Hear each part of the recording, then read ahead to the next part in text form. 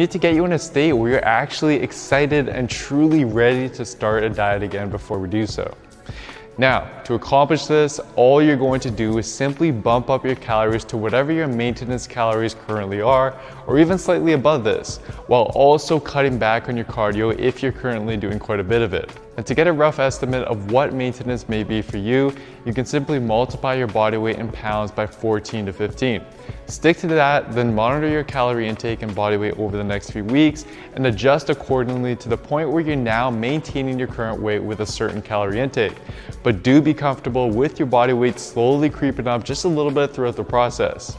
Although this may sound counterintuitive, what a lot of you may notice by doing this is that these extra calories are just what your body needed, and you're now so much more energized, you're moving more, you're performing better in the gym, you're regaining your lost muscle and strength, you're not completely wrecked after your workouts, you're sleeping better, and you just feel better throughout the day.